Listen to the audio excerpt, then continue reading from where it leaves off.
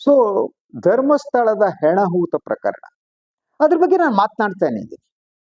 ಇವತ್ತು ನನ್ನ ಮುಂದಿರುವ ಪ್ರಶ್ನೆ ಅದಲ್ಲ. ನನ್ನ ಮುಂದಿರುವ ಪ್ರಶ್ನೆ, ಇಡೀ ಈ ಧರ್ಮಸ್ಥಳದ ವಿವಾದ ಏನಿದೆ ಅದು ಸಂಘ ಪರಿವಾರದ ಎರಡು ಗುಂಪುಗಳ ನಡುವಿನ ಹೋರಾಟದಿಂದ ಪ್ರಾರಂಭ ಆದದ್ದು ಅಂತ. ಈಗ ಬೇರೆ ಬೇರೆಯವರನ್ನ ದೂರ್ಲಾಗ್ತಾ ಇದೆ. ಆದ್ರೆ ಇಲ್ಲಿ ಬಿಜೆಪಿಯ ನಾಟಕ, ಡಬಲ್ ಸ್ಟ್ಯಾಂಡರ್ಡ್ ಏನು ಪ್ರತಿಯೊಂದರೂ ನಾನು ಇವತ್ತು ತೋರಿಸ್ತೀನಿ. ಅದಕ್ಕೆ ಸಂಬಂಧಪಟ್ಟಂತ ಹಳೆ ವಿಡಿಯೋಗಳಿವೆ, ಹಳೆ ಪತ್ರಿಕಾ ವರದಿಗಳಿವೆ. ಹಾಗಿದ್ರೆ ಇದೆಲ್ಲ ಪ್ರಾರಂಭ ಆದದ್ದೇನಿದೆ, ಈ ಹೆಣಹೂತ ಪ್ರಕರಣ 85-90 ನಂತರ ಪ್ರಾರಂಭ ಆದ್ರೂ ಕೂಡ ಈ ಬಿಜೆಪಿಯ ರಾಜಕಾರಣ, ಡಬಲ್ ಸ್ಟ್ಯಾಂಡರ್ಡ್ ಮುಖವಾಡ ಎಲ್ಲ ಪ್ರಾರಂಭ ಆದದ್ದು ಸುಮಾರು 2010 ನಂತರ. ಸೌಜನ್ಯ ಹತ್ಯೆಗಿಂತ ಮೊದಲು ಒಂದು ಘಟನೆ ನಡೆಯಿತು. ಇದು ಮಹಾನ್ ಕುತೂಹಲಕರವಾದ್ದು. ಇದು ಕಲ್ಲಡ್ಕ ಪ್ರಭಾಕರ್ ಭಟ್ರಿಗೆ ಸಂಬಂಧಪಟ್ಟಿದ್ದು. ಯಾಕೆ ಕಲ್ಲಡ್ಕ ಪ್ರಭಾಕರ್ ಭಟ್ರು ಧರ್ಮಸ್ಥಳದ ಪರವಾಗಿ ಕಾಣಿಸ್ಕೊಳ್ತಾ ಇಲ್ಲ? ಯಾಕೆ ಅವರು ಧರ್ಮಕ್ಷೇತ್ರ, ಕುರುಕ್ಷೇತ್ರ ಅಂದಂಗೆ ಧರ್ಮಕ್ಷೇತ್ರ ಅಲ್ಲಿ ಅನಾಯಕರತ್ತು ಯಾಕೆ ಮಾತಾಡ್ತಾ ಇಲ್ಲ? ಅವರಿಗಿರುವ ಪ್ರಾಬ್ಲಮ್ ಏನು? ಹಾಗಿದ್ರೆ ಸಂಘ ಪರಿವಾರ ಎರಡು ಗುಂಪಾಗುವ ಮೂಲಕ ಬಿಜೆಪಿ ರಾಜ್ಯ ನಾಯಕರುಗಳು ಆ ಕಡೆ ಈ ಕಡೆ, ಈ ಕಡೆ ಆ ಕಡೆ, ಆ ಕಡೆ ಈ ಕಡೆ ಹೇಗೆ ಮಾಡ್ತಿದ್ದಾರೆ ಅನ್ನೋದು ಬಹಳ ಕುತೂಹಲಕರವಾದ. ಮೊದಲು ಒಂದು ಗಟ್ಟೆ ಹೇಳ್ಬಿಡ್ತೀನಿ ನಾನು ನಿಮಗೆ. ಇದು ಸಾಧಾರಣ ದಕ್ಷಿಣ ಕನ್ನಡದ ಕೆಲವರಿಗೆ ಗೊತ್ತು ಅಂತ. ಅದೇನು ಅಂದ್ರೆ, ಕಲ್ಲಡ್ಕ ಪ್ರಭಾಕರ್ ಭಟ್ರು ವೀರೇಂದ್ರ ಹೆಗ್ಗಡೆ ಅವರ ಮೇಲೆ ಸಿಟ್ಟು ಮಾಡಿಕೊಂಡಿದ್ದು ಯಾಕೆ? ಯಾಕೆ ಮುನಿಸು ಅವರಿಗೆ? ಯಾಕೆ ಅವರು ಯಾವುದೇ ಪ್ರಕರಣದಲ್ಲೂ ಅವರು ಇಷ್ಟು ದಿನ ಆಯ್ತು ಧರ್ಮ ರಕ್ಷಣೆ, ಹೆಗಡೆಯವರ ರಕ್ಷಣೆ, ಅವರ ಕುಟುಂಬದ ರಕ್ಷಣೆ, ಯಾಕೆ ಕಲ್ಲಡ್ಕ ಭಟ್ರು ಬಂದಿಲ್ಲ? ಯಾಕಂದ್ರೆ ಈಸ್ ಎ ಪವರ್ಫುಲ್ ಮ್ಯಾನ್ ಒಂದು ದೃಷ್ಟಿಯಿಂದ. ಅದ್ರ ಜೊತೆಗೆ ಈ ಒಂದು ಸೌಜನ್ಯ ಹೋರಾಟದಲ್ಲಿ ಮಹೇಶ್ ತಿಮ್ಮರೋಡಿ ಅವರಿಗೆ ಬೆಂಬಲ ಕೊಟ್ಟವರು ಯಾರು? ಇದೇ ಬಿಜೆಪಿ ನಾಯಕರಲ್ವಾ? ಯಾಕೆ? ದಟ್ ದಕ್ಷಿಣ ಕನ್ನಡದ ಯಾವುದೇ ಒಬ್ಬ MLA ಕೂಡ ಮಹೇಶ್ ತಿಮ್ಮರೋಡಿ ಅವ್ರ ವಿರುದ್ಧ ಮಾತಾಡಲ್ಲ. ನೀವು ತೆಗೆದು ನೋಡಿ. ಯಾಕೆ? ಈ ಎಲ್ಲ ಕುತೂಹಲಕರ ಅಂಶವನ್ನು ತಮ್ಗೆ ಹೇಳ್ತೇನೆ. ಆದ್ರಿಂದ ಕೊನೆಯವರೆಗೆ ತಾವು ಬಿಡದೆ ನೋಡ್ಬೇಕು. ಇಸ್ ಕ್ವೈಟ್ ಇಂಟ್ರೆಸ್ಟಿಂಗ್ ಇಡೀ ಸ್ಟೋರಿ. ಫಸ್ಟ್ ಬರ್ತೀನಿ ನಾನು. ಇದು ಏನು ಗೊತ್ತಾ, ಕಲ್ಲಡ್ಕ ಪ್ರಭಾಕರ್ ಭಟ್ರಿಗೆ ಧರ್ಮಸ್ಥಳದ ಮೇಲೆ ವೀರೇಂದ್ರ ಹೆಗ್ಗಡೆ ಅವರ ಮೇಲೆ ಮುನಿಸು, ಕೋಪ ಬರೋದಕ್ಕೊಂದು ಸರಳವಾದ ಕಾರಣ. ಅವರ ರಿಲೇಷನ್ ಬಂಗಾರು ಭಟ್ಟರ ಬಂಗಾರದ ಕಥೆ ಅಂತ. ಅದೇನಪ್ಪ ಅದು ಬಂಗಾರು ಭಟ್ಟರ ಬಂಗಾರದ ಕಥೆ? ಮೊದ್ಲು ಹೇಳ್ತೀನಿ. ಈ ಬಂಗಾರು ಭಟ್ ಅನ್ನೋರು ಏನಿದ್ದಾರೆ, ಅವರು ಪ್ರಭಾಕರ್ ಭಟ್ ಅವರ ಹತ್ತಿರ ರಿಲೇಷನ್, ಸಂಬಂಧಿ. ಅವರು ಧರ್ಮಸ್ಥಳದಲ್ಲಿ ದೇವಸ್ಥಾನದಲ್ಲಿ ಇದ್ದರು, ಮಂಜುನಾಥ ಸ್ವಾಮಿ ದೇವಸ್ಥಾನ. ಅವ್ರ ಮೇಲಿದ್ದ ಆರೋಪ ಅಂದ್ರೆ ಅವರು ದೇವಸ್ಥಾನದ ಬಂಗಾರವನ್ನು ಕದ್ಕೊಂಡು ಹೋಗ್ತಿದ್ರಂತೆ, ಎತ್ಕೊಂಡು ಹೋಗ್ತಿದ್ರ. ಇದು ಆರೋಪ. ಏನಿವೆ, ಇದು ಒಂದಿನ ವೀರೇಂದ್ರ ಹೆಗ್ಗಡೆ ಗೊತ್ತಾಯ್ತು ಅಂತ ಆಯ್ತು. ಆವಾಗ ವೀರೇಂದ್ರ ಹೆಗ್ಗಡೆಯವರು ಹೇಳಿದ್ರಂತೆ ಅವರಿಗೆ, ನೋಡಿ ಬಂಗಾರು ಭಟ್ರೆ, ನಿಮ್ಮ ಸಂಪೂರ್ಣ ಆಸ್ತಿ ಏನಿದೆ ಅದು ನಮಗ್ ಬರ್ಬೇಕು. ಯಾಕೆಂದ್ರೆ ನೀವು ಬಂಗಾರ ಕದ್ದೆ ಆಸ್ತಿ ಮಾಡ್ಕೊಂಡಿದ್ದೀರಿ ಅಂತ. ಈ ಮಧ್ಯೆ ಇವ್ರು ಬಂದ್ರು, ಪ್ರಭಾಕರ್ ಭಟ್ರು. ವೀರೇಂದ್ರ ಹೆಗ್ಗಡೆ ತರ ಇದು ಮನವಿ ಮಾಡಿದ್ರು, ಇನ್ನೊಂದು ಮಾಡಿದ್ರು, ಡಿಸ್ಕಸ್ ಮಾಡಿದ್ರು. ನೋಡಿ ಆಗಿದ್ದಾಗೋಯ್ತು. ನಮ್ ಬಂಗಾರ ಭಟ್ಟ ಅವ್ರು, ನಮ್ ಬಂಗಾರ, ನಿಮ್ ಬಂಗಾರ ಹೌದು ಅಲ್ಲೋ ಗೊತ್ತಿಲ್ಲ. ಅವ್ರನ್ನ ಅದರಿಂದ ಸ್ವಲ್ಪ ಕಾಲ ತಾವು ಇದನ್ನ ಮರ್ತು ಬಿಡಿ ಹಳೇದಲ್ಲ ಅಂತ ಕೇಳಲಿಲ್ಲ ವೀರೇಂದ್ರ ಹೆಗ್ಗಡೆ ಅವರು. ಅವರು ತಕ್ಷಣ ಏನ್ ಮಾಡ್ತಾರಂತೆ ಅಂದ್ರೆ, ಬಂಗಾರು ಭಟ್ರ ಎಲ್ಲ ಆಸ್ತಿಯನ್ನ ಅವರು ಬರೆಸಿಕೊಂಡ್ರು ಅನ್ನುವುದು ಒಂದು ಆರೋಪ ಇದೆ. ಅದು ಕಲ್ಲಡ್ಕ ಪ್ರಭಾಕರ್ ಭಟ್ ಅನ್ನುವ ಹಿಂದುತ್ವದ ಮಹಾನ್ ವ್ಯಕ್ತಿ ಇದ್ದಾರೆ.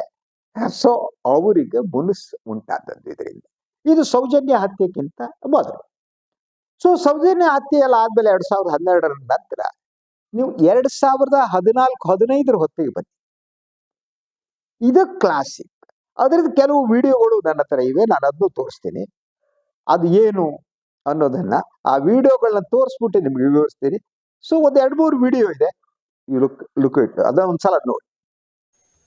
ಇವತ್ತಿನಿಂದ ನಮ್ಮ ಹೋರಾಟ ಆರಂಭ ಆಗಿದೆ ಅಷ್ಟೇ. ಬೆಳ್ತಂಗಡಿನಲ್ಲಿ ನಡೀತಾ ಇರುವಂತ ಈ ಹೋರಾಟ ಆರಂಭ. ಬಿಜೆಪಿ ಈ ಹೋರಾಟದಿಂದ ಹಿಂದೆ ಸರಿಯುವಂತ ಪ್ರಶ್ನೆ ಇಲ್ಲ. ಸೌಜನ್ಯಾಳಿಗೆ ನ್ಯಾಯ ಸಿಗಬೇಕು, ಆ ಕುಟುಂಬಕ್ಕೆ ದುಃಖದಲ್ಲಿ ನಾವೆಲ್ಲರೂ ಕೂಡ ಭಾಗಿಗಳಾಗಿದ್ದೀವಿ ಎನ್ನುವಂತ ಸಂದೇಶವನ್ನ ಇಡೀ ಸಮಾಜಕ್ಕೆ ಕೊಡಬೇಕಾಗಿರುವಂತ ಕರ್ತವ್ಯ ನಮ್ಮ ಪಾರ್ಟಿದು ಕೂಡ ಇದೆ. ಆ ಹಿನ್ನೆಲೆಯಲ್ಲಿ ಇವತ್ತು ಎರಡೂ ಜಿಲ್ಲೆಯ ಶಾಸಕರು, ಸಂಸದರು, ನಾವೆಲ್ಲ ಜನಪ್ರತಿನಿಧಿಗಳು ಒಟ್ಟಾಗಿ ಒಂದಾಗಿ ಇವತ್ತಿನಿಂದ ಹೋರಾಟವನ್ನ ಆರಂಭ ಮಾಡ್ತಾ ಇದ್ದೇವೆ. ಸೌಜನ್ಯಾಳ ತಾಯಿಯವರು ಈಗ ಉಲ್ಲೇಖ ಮಾಡಿದ್ರು, ನನಗೆ ಕೇಂದ್ರದಲ್ಲಿ ಭೇಟಿಯನ್ನ ಮಾಡಿಸ್ಕೊಡಿ, ನಾನು ನನ್ನ ಮನವಿಯನ್ನ ಕೊಡಬೇಕು ಅಂತ. ಸಂಪೂರ್ಣವಾಗಿ ನಾವು ಅವರ ಜೊತೆಗಿದ್ದೇವೆ. ಯಾವತ್ತು ಭೇಟಿ ಮಾಡಿಸ್ಬೇಕು ಅಂತೇಳಿ ಯೋಚನೆ ಮಾಡಿ ನಾವು ಭೇಟಿಯನ್ನ ಮಾಡಿಸ್ತೇವೆ. ಇವತ್ತು ಸೌಜನ್ಯಾಳನ್ನ ನಮಗೆ ಕೊಡ್ಲಿಕ್ಕೆ ಸಾಧ್ಯ ಇಲ್ಲ, ಆದ್ರೆ ಸೌಜನ್ಯಾಳಿಗೆ ನ್ಯಾಯವನ್ನ ಕೊಡಿಸಬೇಕಾಗಿರುವಂತದ್ದು ನಮ್ಮೆಲ್ಲರದು ಕೂಡ ಕರ್ತವ್ಯ ಇದೆ, ಜವಾಬ್ದಾರಿ ಇದೆ. ಸೌಜನ್ಯಾಳಿಗೆ ನ್ಯಾಯ ಸಿಗಬೇಕು ಅನ್ನುವಂತ ಹೋರಾಟದ ಪರವಾಗಿರುವಂತವರು ನಾವೆಲ್ಲರೂ ಕೂಡ. ಆ ಕುಟುಂಬಕ್ಕೆ ಮಗಳನ್ನ ಕೊಡ್ಲಿಕ್ಕೆ ನಮಗೆ ಸಾಧ್ಯ ಆಗದಲೇ ಇರಬಹುದು, ಆದ್ರೆ ಆ ಕುಟುಂಬಕ್ಕೆ ಇವತ್ತು ನ್ಯಾಯವನ್ನ ಕೊಡಬೇಕಾಗಿರುವಂತದ್ದು, ನ್ಯಾಯವನ್ನ ಒದಗಿಸಬೇಕಾಗಿರುವಂತದ್ದು ನಮ್ಮೆಲ್ಲರದು ಕೂಡ ಕರ್ತವ್ಯ ಇದೆ. ಆ ಹಿನ್ನೆಲೆಯಲ್ಲಿ ರಾಜ್ಯ ಸರ್ಕಾರಕ್ಕೆ ನಾವು ಆಗ್ರಹವನ್ನ ಮಾಡ್ತಾ ಇದ್ದೇವೆ. ಈ ಘಟನೆಯ ಕುರಿತಂತೆ ಮರು ತನಿಖೆಯನ್ನ ಸರ್ಕಾರ ಮಾಡಿ, ಯಾವ್ಯಾವ ರೂಪದಲ್ಲಿ ತನಿಖೆಗಳನ್ನ ಮಾಡಲಿಕ್ಕೆ ಸಾಧ್ಯ ಆಗುತ್ತೋ ಸರ್ಕಾರಕ್ಕೆ ಗೊತ್ತಿದೆ, ಅದನ್ನ ಮರು ತನಿಖೆಯನ್ನು ಮಾಡಬೇಕು ಅನ್ನುವಂತ ಆಗ್ರಹವನ್ನ ನಾನು ಮಾಡ್ತೇನೆ. ಎರಡನೇದು, ಸೌಜನ್ಯಾಳಿಗೆ ನ್ಯಾಯ ಸಿಗಬೇಕು ಅಂತೇಳಿ ಮಾಡ್ತಾ ಇರುವಂತಹ ಹೋರಾಟಗಳು, ಆ ಎಲ್ಲ ಹೋರಾಟಕ್ಕೆ ನಮ್ದು ಬೆಂಬಲ ಇದೆ. ಮಹೇಶ್ ತಿಮ್ಮರೋಡಿಯಿಂದ ಆರಂಭವಾಗಿ ಯಾರ್ಯಾರು ಮುಂದಿನ ದಿನಗಳಲ್ಲಿ ಅವರ ನ್ಯಾಯ ಸಿಗಬೇಕು ಅನ್ನುವಂತ ಹೋರಾಟವನ್ನು ಮಾಡ್ತಾರೋ ಆ ಎಲ್ಲ ಹೋರಾಟಕ್ಕೆ ಬಿಜೆಪಿ ಬೆಂಬಲವನ್ನ ಕೊಡುತ್ತೆ. ಆ ಹೋರಾಟದಿಂದ ನಾವು ಹಿಂದೆ ಸರಿಯುವಂತ ಪ್ರಶ್ನೆ ಇಲ್ಲ. ಆ ಎಲ್ಲ ಹೋರಾಟವನ್ನು ನಾವು ಬೆಂಬಲಿಸ್ತೇವೆ. ಎರಡೂ ಜಿಲ್ಲೆಯಲ್ಲಿ ನಮ್ಮೆಲ್ಲ ಕಾರ್ಯಕರ್ತರು ಸೌಜನ್ಯಾಳಿಗೆ ನ್ಯಾಯ ಸಿಗಬೇಕು ಅಂತೇಳಿ ಹೋರಾಟಗಳು ನಡೆದಾಗ ಆ ಎಲ್ಲ ಹೋರಾಟಗಳಲ್ಲಿ ನಾವು ಭಾಗವಹಿಸ್ತಾನೆ ಬಂದಿದ್ದೇವೆ. ನಮ್ಮೆಲ್ಲ ಕಾರ್ಯಕರ್ತರು ಎರಡೂ ಜಿಲ್ಲೆಗಳಲ್ಲಿ ನಾವು ಭಾಗವಹಿಸ್ತಾ ಬಂದಿದ್ದೇವೆ. ಆ ಹೋರಾಟದಿಂದ ನಾವು ಹಿಂದೆ ಸರಿಯುವಂತ ಪ್ರಶ್ನೆ ಇಲ್ಲ. ಯಾರ್ಯಾರು ಅದರ ಪರವಾದಂತಹ ಹೋರಾಟವನ್ನ, ನ್ಯಾಯ ಸಿಗಬೇಕು ಅನ್ನುವಂತ ಹೋರಾಟವನ್ನ ಮಾಡ್ತಾರ, ಆ ಎಲ್ಲ ಹೋರಾಟಕ್ಕೆ ನಮ್ಗೆ ಬೆಂಬಲ ಇದ್ದೇ ಇದೆ. ಆದ್ರೆ ಇವತ್ತು ಈ ಹೋರಾಟವನ್ನ ನೆಪವಾಗಿಟ್ಟುಕೊಂಡು ಬೇರೆ ಬೇರೆ ರೀತಿಯಾದಂತಹ ಹೇಳಿಕೆಗಳು, ಪರ ವಿರೋಧವಾದಂತಹ ಹೇಳಿಕೆಗಳು, ಚರ್ಚೆಗಳು ನಡೀತಾ ಇರುವಂತದ್ದು ಎಲ್ಲ ಒಂದು ಕಡೆ ಸೌಜನ್ಯಾಳಿಗೆ ನ್ಯಾಯ ಸಿಗಬೇಕು ಅನ್ನುವಂತ ತೀವ್ರತೆ ಏನಿದೆ ಅದನ್ನು ದಿಕ್ಕುತಪ್ಪಿಸುವಂತ ಪ್ರಯತ್ನವನ್ನು ಕೆಲವರು ಮಾಡ್ತಾ ಇದ್ದಾರೆ ಅಂತೇಳಿ ನಂಗೆ ಅನ್ಸುತ್ತೆ. ಆಕೆಯ ತಾಯಿ ಹೇಳಿದಂತಹ ಮಾತುಗಳು, ಅವತ್ತಿನಿಂದ ಇವತ್ತಿನ ತನಕ ಕೊಡ್ತಾ ಇರುವಂತಹ ಹೇಳಿಕೆಗಳು, ನಾವು ಅದರ ಪರವಾಗಿದ್ದೇವೆ, ನಾವು ಬೆಂಬಲವನ್ನು ಕೊಡ್ತೇವೆ. ಆ ಕುಟುಂಬಕ್ಕೆ ಏನು ನ್ಯಾಯ ಸಿಗಬೇಕೋ ಆ ಎಲ್ಲ ನ್ಯಾಯವನ್ನ ಕೊಡ್ಲಿಕ್ಕೆ ಬಿಜೆಪಿ ಇವತ್ತು ತಯಾರಾಗಿದೆ. ನಾವೆಲ್ಲ ಶಾಸಕರು ಅದರ ಪರವಾಗಿದ್ದೇವೆ. ಮುಂದಿನ ವಾರ ಎರಡೂ ಜಿಲ್ಲೆಯ ಶಾಸಕರು ನಾವು ರಾಜ್ಯದ ಗೃಹ ಸಚಿವರನ್ನ, ಮುಖ್ಯಮಂತ್ರಿಗಳನ್ನ, ರಾಜ್ಯಪಾಲರನ್ನ ಎರಡೂ ಜಿಲ್ಲೆಯ ಶಾಸಕರು ಭೇಟಿ ಮಾಡಿ ಇದರ ಮರು ತನಿಖೆಗೆ ಆಗ್ರಹವನ್ನು ನಾವು ಮಾಡ್ತೇವೆ. ನಾವು ಹಿಂದೆ ಸರಿಯೋದಿಲ್ಲ. ಆದ್ರೆ ನಾನು ಕಳೆದ ಒಂದು ವಾರದಿಂದ ಪತ್ರಿಕೆಗಳನ್ನು ನೋಡ್ತಾ ಇದ್ದೇನೆ, ಸಾಮಾಜಿಕ ಜಾಲತಾಣಗಳನ್ನು ಗಮನಿಸ್ತಾ ಇದ್ದೇನೆ. ಇಲ್ಲಿಯ ಮಾಜಿ ಶಾಸಕರು ಹೇಳಿಕೆಯನ್ನ ಕೊಟ್ಟರು, ಯಾರಿಂದ ಇದು ಆಗಿದೆ ಅಂತೇಳಿ.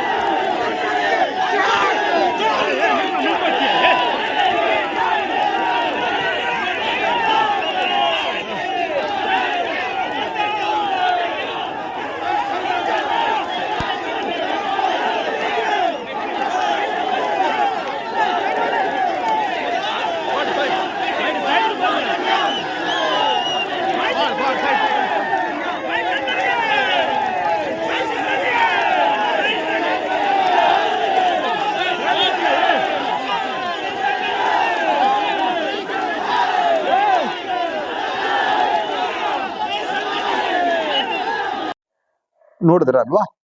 ಸೊ ಇದ್ರಲ್ಲಿ ಒಂದು ಅಂದ್ರೆ ಇವರು ಕಾರ್ಕಳದ MLA ಸುನಿಲ್ ಕುಮಾರ್ ಅವರು ಸಂಪೂರ್ಣವಾಗಿ ಹೇಳಿದ್ದಾರೆ. ಏನ್ ಹೇಳಿದ್ದಾರೆ ಅವರು? ಏನು ಸನ್ಮಾನ್ಯ ಮಹೇಶ್ ತಿಮ್ಮರೋಡಿ ಅವರು ಹೋರಾಟ ಮಾಡ್ತಿದ್ದಾರೆ, ಆ ಹೋರಾಟಕ್ಕೆ ನಮ್ಮದು ಸಂಪೂರ್ಣ ಬೆಂಬಲ ಇದೆ. We are supporting Mahesh Timmarodi. ಅದಕ್ಕೆ ಸಂಬಂಧಪಟ್ಟಂತ ಪತ್ರಿಕಾ ವರದಿಗಳು ಕೂಡ ಇದೆ. ಆದ್ರಿಂದ ಬಿಜೆಪಿ ಯಾರ ಹಿಂದೆ ನಿಂತ್ಕೊಳ್ಳುತ್ತೆ? ಬಿಜೆಪಿ ಮಹೇಶ್ ತಿಮ್ಮರೋಡಿ ಅವರ ಹಿಂದೆ ನಿಂತ್ಕೊಳ್ಳುತ್ತೆ. ಎಲ್ಲ ಹೋರಾಟಕ್ಕೆ ಬೆಂಬಲ ನಮ್ಮದು ಅಂತ ಸುನಿಲ್ ಕುಮಾರ್ ಹೇಳಿದ್ದಾರೆ. ವಿಡಿಯೋದಲ್ಲಿ ನೋಡಿರ್ಬೋದು. ಯಾಕೆ ಹೇಳಿದ್ರು ಆಗಿದ್ರೆ? ಸೊ ಯಾವ ಹೋರಾಟಕ್ಕೆ ಬೆಂಬಲ ಕೊಟ್ಟಿದ್ರು ಅವರು? ಮಹೇಶ್ ತಿಮ್ಮರೋಡಿ ಅವರ ಹೋರಾಟ, ಧರ್ಮಸ್ಥಳದ ವೀರೇಂದ್ರ ಹೆಗ್ಗಡೆ ಕುಟುಂಬದ ವಿರುದ್ಧದ ಹೋರಾಟ. ಆ ಹೋರಾಟಕ್ಕೆ ಮೊದಲು ಬೆಂಬಲ ಕೊಟ್ಟವ್ರು ಯಾರು? ಕಾಂಗ್ರೆಸ್ನವರು ಅಲ್ವೇ ಅಲ್ಲ.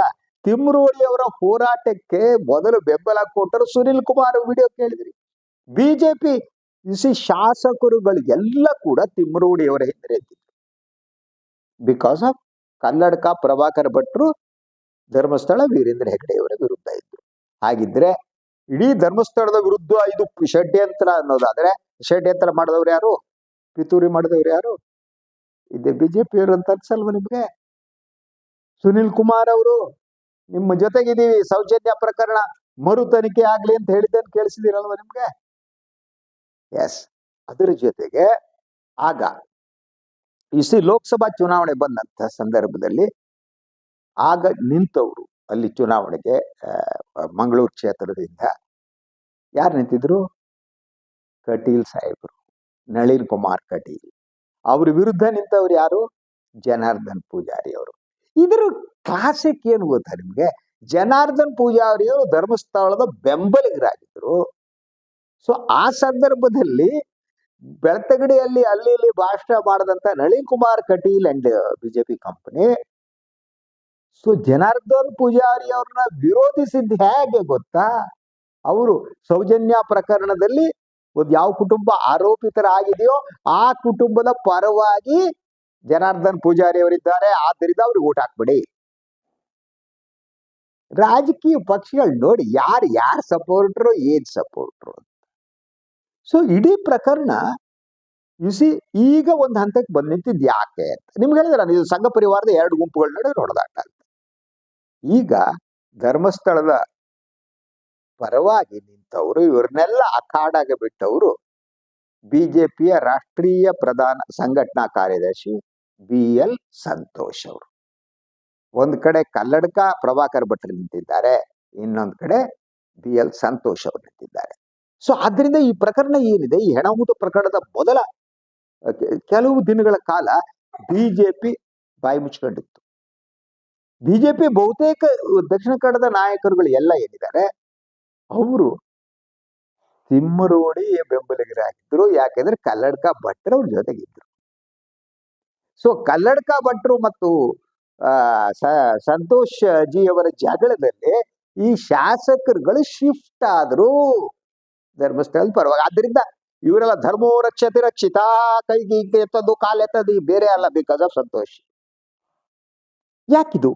ನಾನು ಹಲವು ನಮ್ಮ ಸ್ನೇಹಿತರ ಜೊತೆ ದಕ್ಷಿಣ ಕನ್ನಡದವ್ರ ಹತ್ರ ಮಾತಾಡಿದೆ. ಅವ್ರು ಹೇಳೋದು ಒಂದು ಏನು ಅಂದ್ರೆ, ಮಹೇಶ್ ತಿಮ್ಮರೋಡಿ ಅವರಿಗೆ ಜನ ಬೆಂಬಲ ಇದೆ. ಅವರ ಸಂಘಟನೆ ಏನಿದೆ ಅದೇನೋ ರಾಷ್ಟ್ರೀಯ ಹಿಂದೂ ಜಾಗರಣ ವೇದಿಕೆ, ಅದಕ್ಕೆ ಅವ್ರು ಎಲ್ಲೋದ್ರೂ 50,000 1 ಲಕ್ಷ ಜನ ಅವ್ರು ಸೇರಿಸೋ ಶಕ್ತಿ ಇದೆ ಅವರಿಗೆ. ಈ ಯಾವುದೇ ದಕ್ಷಿಣ ಕನ್ನಡ ಬಿಜೆಪಿ MLAಗಳು ಏನಿದ್ದಾರೆ ಅವರಿಗೆ ಸ್ವತಂತ್ರವಾಗಿ 2,000 ಓಟ್ ತೆಗೆದುಕೊಳ್ಳುವ ಯೋಗ್ಯತೆ ಕೂಡ ಇಲ್ಲ ಅವರಿಗೆ. ಎಷ್ಟು ಹೇಳಿ? 2,000 ಓಟನ್ನು ತೆಗೆದುಕೊಳ್ಳುವ ಯೋಗ್ಯತೆ ಕೂಡ ಇಲ್ಲ ಅವರಿಗೆ. ಸೊ ಇವ್ರ ಬೆಂಬಲ ಬೇಕೇ ಬೇಕು. ಆದ್ರಿಂದ ಸುನಿಲ್ ಕುಮಾರ್ ನೀವು ಮಾತಾಡಿದವ್ರು ಹೇಳೋದೇನು ಅಂದ್ರೆ, ತಿಮ್ಮರೋಡಿ ಅವರ ಜೊತೆಗೆ ಇರುವ ಜನ ಏನಿದ್ದಾರೆ, ಯಾರವ್ರ ಬೆಂಬಲ ಇದೆ, ಅವರು ಬಿಜೆಪಿಯ ಬೆಂಬಲಿಗರೇ ಆಗಿದ್ದಾರೆ. ಅಂದ್ರೆ ಧರ್ಮಸ್ಥಳದಲ್ಲಿ ಅಲ್ಲಿ ಸೌಜನ್ಯ ಹೋರಾಟದ ಹೆಸರಿನಲ್ಲಿ ತಿಮ್ಮರೋಡಿ ಅವರ ಹೋರಾಟದ ಹಿಂದೆಯೂ ಬಿಜೆಪಿಯವರು ಇದ್ದಾರೆ. ಅದಾದ್ಮೇಲೆ ಈಗ ವೀರೇಂದ್ರ ಹೆಗಡೆ ಮತ್ತು ಫ್ಯಾಮಿಲಿ ಹೆಣಮೂತ ಪ್ರಕರಣಕ್ಕೆ ಸಂಬಂಧಪಟ್ಟ ಹಾಗೆ ಅವರ ಬೆಂಬಲಕ್ಕೆ ನಿಂತವರು ಬಿಜೆಪಿ ಅವರೇ. ಈ ಮಾತನ್ನ ಮುಖ್ಯಮಂತ್ರಿಗಳು ಹೇಳಿದ್ರು, ಉಳಿದವರು ಹೇಳಿದ್ರು ನಾಯಕರುಗಳು. ಈಗ ಬಿಜೆಪಿ ಒಳಗೆ ಸಂಘ ಪರಿವಾರದ ಗಲಾಟೆ, ದಟ್ ಈಸ್ ಟ್ರೂ. ಒಂದ್ ಕಡೆ ನಿಂತವರು ಗ್ರೇಟ್ ಗ್ರೇಟ್ ಸಂಘಟನಾ ಕಾರ್ಯದರ್ಶಿ ಬಿ ಎಲ್ ಸಂತೋಷ್ ಜಿ ಅವರು, ಇನ್ನೊಂದು ಕಡೆ ನಿಂತವರು ಕಲ್ಲಡ್ಕ ಪ್ರಭಾಕರ್ ಭಟ್ರು. ಇವರಿಬ್ಬರು ಜಗಳ ಇದರಲ್ಲಿ ಎಳೆದು ನಿಂತಿದ್ದಾರೆ. ಆದರೆ ಬಿಜೆಪಿ ನಾಯಕರು ಖಾಸಗಿಯಾಗಿ ಕೇಳಿದ್ರೆ ಅವರೆಲ್ಲರಿಗೂ, ಬಹಳಷ್ಟು ಜನರಿಗೆ ಬಿಜೆಪಿಯವರಿಗೆ ಧರ್ಮಸ್ಥಳದ ಬಗ್ಗೆ ಒಂದು ಅಸಹನೆ ಇದೆ, ಅಲ್ಲಿ ವ್ಯವಹಾರದ ಬಗ್ಗೆ ಬೇಸರ ಇದೆ, ಸೊ ಅಲ್ಲಿಯ ಪಾಳೆಗಾರಿಕೆಯ ಬಗ್ಗೆ ಸಿಟ್ಟಿದೆ.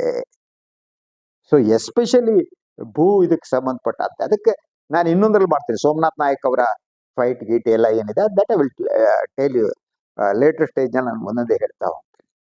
ಸೊ ಸಾಧ್ಯ ಆದರೆ ಸೋಮನಾಥ್ ನಾಯಕ್ ಹತ್ರ ಮಾತನಾಡ್ಬಿಟ್ಟು ಹೇಳ. ಆದರೆ ಇದು ಇರುವುದಷ್ಟೇ. ಇದಕ್ಕೆ ಹಗ್ಗ ಜಗ್ಗಾಡ್ತಲ್ಲಿ ಯಾರ್ಯಾರನೋ ಎಳೆದ್ಬಿಟ್ಟು ಯಾರ್ಯಾರಿಗೋ ಬೈದ್ಬಿಟ್ಟು ಏನಲ್ಲ. ಇದು ಬಿಜೆಪಿ ಬಣ ರಾಜಕೀಯದ ಒಂದು ಪರಿಣಾಮ, RSS ನ ಬಣ ರಾಜಕೀಯದ ಪರಿಣಾಮ.